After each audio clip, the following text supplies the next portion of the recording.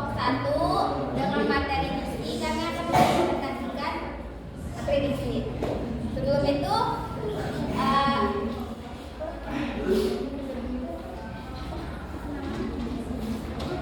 perkenalkan kelompok kami dulu. Yang pertama, Sofia Juliani. Nama saya Disinta Lestari. Nama saya Yana Aulia. Saya Nuraisha Mariana. Baik, kita akan mulai presentasinya.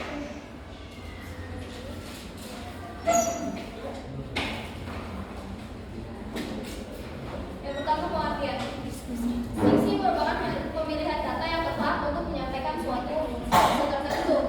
Nah, pemilihan kata ini merupakan satu unsur yang sangat penting, baik dalam dunia para pengarang maupun dalam dunia tutur setiap hari.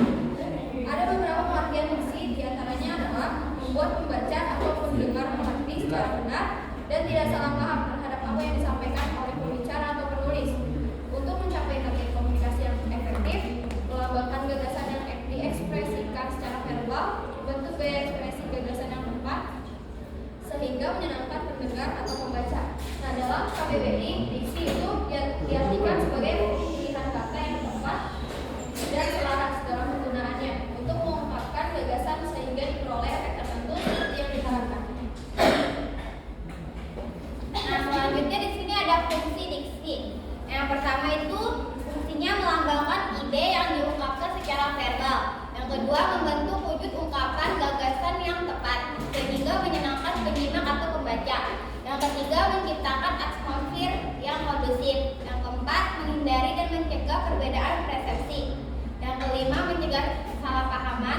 Yang keenam, mengefektifkan pencapaian target komunikasi. Selanjutnya dibacakan oleh Nuraisha. Cara pemilihan kata dan diksi.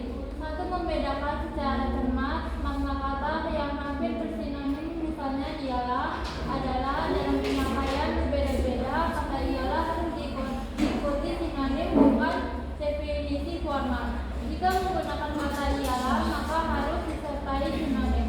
Kedua, membedakan makna denotasi dan konotasi dengan cermat. Denotasi yaitu kata yang bermakna lugas dan kata tidak bermakna ganda. Ketiga, ada membedakan makna kata secara cermat. Kata yang mirip ejaannya, misalnya interferensi atau saling mempengaruhi, dan inferensi yaitu kesimpulan. Keempat, menggunakan kata abstrak dan konkret secara cermat. Kata abstrak atau konseptual, misalnya pendidikan dan wirausaha.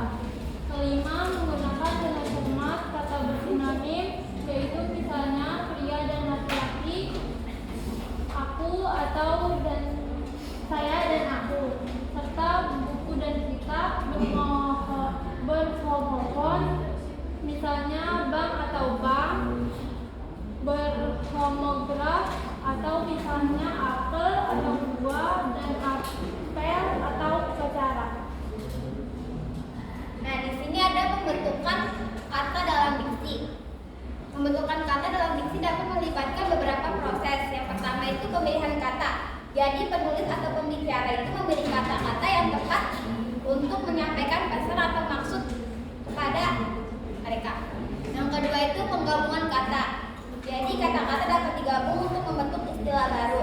Yang ketiga, pembaruan kata. Pembaruan kata itu bahasa terus berkembang dan kadang-kadang kata baru diciptakan atau makna kata yang akan diperluas atau diubah sering waktu. Yang keempat, peminjaman kata. Peminjaman kata itu kata-kata dari bahasa lain sering dipinjam sehingga dan dapat disesuaikan dalam bahasa yang sedang digunakan. Yang kelima ada afiksasi. Afiksasi itu penambahan awalan ke prefiksi, akhiran sufiks atau awalan tengah infiks yang dapat digunakan untuk membentuk kata-kata baru. Yang keenam itu ada compounding. Compounding itu menggabungkan dua kata atau lebih untuk membentuk kata baru. Misalnya itu seperti matahari, itu kan ada dua kata, mata dan hari. Yang ketujuh itu ada akronim. Akronim itu membentuk kata dari singkatan huruf awal kata-kata yang